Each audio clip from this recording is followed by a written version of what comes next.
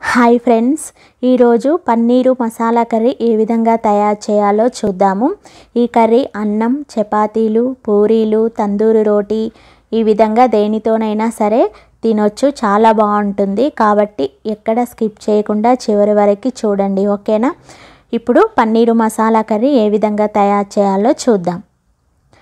ముందుగా stove on చేసి ఒక గిన్నె పెట్టుకొని అది కాస్త వేడైన తర్వాత 1 టేబుల్ స్పూన్ ఆయిల్ వేసుకోవాలి.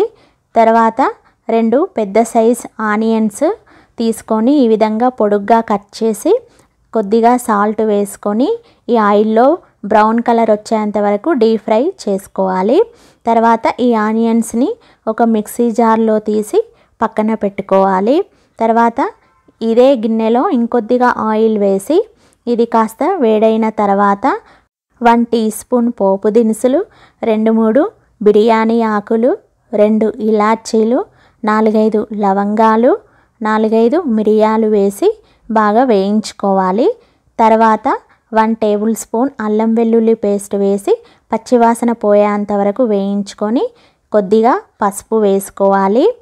తర్వాత 3 పెద్ద సైజు టమాటాలను తీసుకొని ఈ విధంగా ప్యూరీ చేసుకొని ఈ పోపులో వేసుకోవాలి. దీన్ని బాగా కలిపిన తర్వాత కొద్దిగా సాల్ట్ యాడ్ చేసి మూత పెట్టి 2-3 నిమిషాల పాటు ఉడికించుకోవాలి.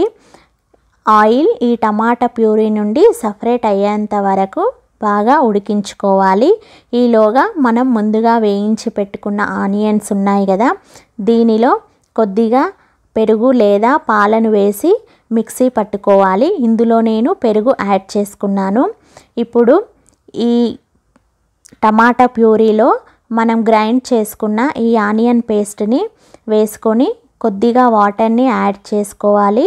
తర్వాత కొద్దిగా సాల్ట్ని కూడా యాడ్ చేసి బాగా కలిపి మూత పెట్టి మరో 2-3 నిమిషాల పాటు ఉడికించుకోవాలి.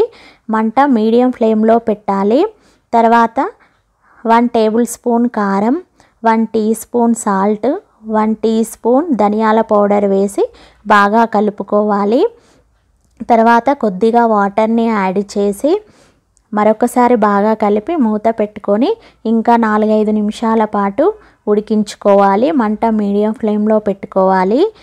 దీని నుండి ఆయిల్ సపరేట్ అయ్యేంత వరకు ఇలా ఉడికించుకోవాలి. ఇప్పుడు దీనిలో 4-5 పచ్చిమిరపకాయలను తీసుకొని ఈ విధంగా ఘాట్లు పెట్టి ఇందులో వేసుకోవాలి. ఇది ఆప్షనల్ మాత్రమే. 4-5 కరివేపాకు రెబ్బలు, 2 టీ స్పూన్స్ కొబ్బెర, 2 టీ స్పూన్స్ నువ్వుల powder, 1 teaspoon garam masala వేసుకొని బాగా కలుపుకోవాలి. తర్వాత మరో 2-3 నిమిషాల పాటు ఉడికించుకోవాలి. మంట మీడియం ఫ్లేమ్లో పెట్టుకోవాలి.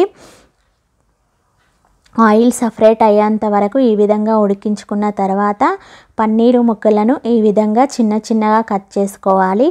ఇక్కడ నేను 1/2 కేజీ పన్నీరు తీసుకున్నాను.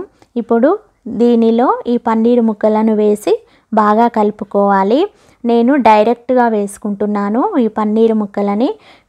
ఇలా ఇష్టం లేకపోతే కొద్దిగా ఆయిల్లో ఫ్రై చేసైనా వేసుకోవచ్చు, లేదంటే హాట్ వాటర్లో ఒక 2-3 మినిట్స్ వేసి తర్వాత వేసుకోవచ్చు. నేను ఇక్కడ పన్నీరు ముక్కలను డైరెక్ట్గా వేసుకున్నాను. ఈ విధంగా మరో 2-3 నిమిషాల పాటు ఉడికించుకోవాలి ఈ కర్రీని. తర్వాత 2 చిన్నగా కట్ చేసిన బటర్ ముక్కలని వేసుకున్నాను. ఈ బటర్ వేయడం వల్ల పన్నీర్ కర్రీ మంచి టేస్టీగా వస్తుంది, దాబా స్టైల్లో వస్తుంది. కాబట్టి ఇలా వేసుకున్నాను. ఇది ఆప్షనల్ మాత్రమే. ఓకే, ఇప్పుడు పన్నీర్ కర్రీ రెడీ అయిపోయింది. ఇప్పుడు కొత్తిమీరతో గార్నిష్ చేసుకొని స్టవ్ ఆఫ్ చేసి పక్కన పెట్టుకోవాలి. అంతే, పన్నీర్ కర్రీ రెడీ అయిపోయింది. ఈ కర్రీ చాలా సింపుల్గా చేసుకోవచ్చు. పైగా మనం బటర్ వేసాం కాబట్టి డాబా స్టైల్లో ఉంటుంది, చాలా టేస్టీగా ఉంటుంది. కాబట్టి మీరు కూడా ఒకసారి ట్రై చేయండి. ఓకే ఫ్రెండ్స్, చూసారు కదా పన్నీర్ మసాలా కర్రీ ఏ విధంగా తయారు చేయాలో. మీరు కూడా ఈ విధంగా ఒకసారి ట్రై చేసి చూడండి. అలాగే టేస్ట్ చేసి నాకు కింద కామెంట్ బాక్స్లో తెలియజేయండి. ఈ రెసిపీ మీకు నచ్చినట్లయితే లైక్ చేయండి, షేర్ చేయండి. ఇలాంటి మరిన్ని వీడియోస్ కోసం మన ఛానల్ని సబ్స్క్రైబ్ చేసుకోండి. అలాగే పక్కనే ఉన్న బెల్ ఐకాన్ని క్లిక్ చేసి ఆల్ బటన్ని క్లిక్ చేయండి. Okay, bye bye. నెక్స్ట్ వీడియోలో కలుద్దాం.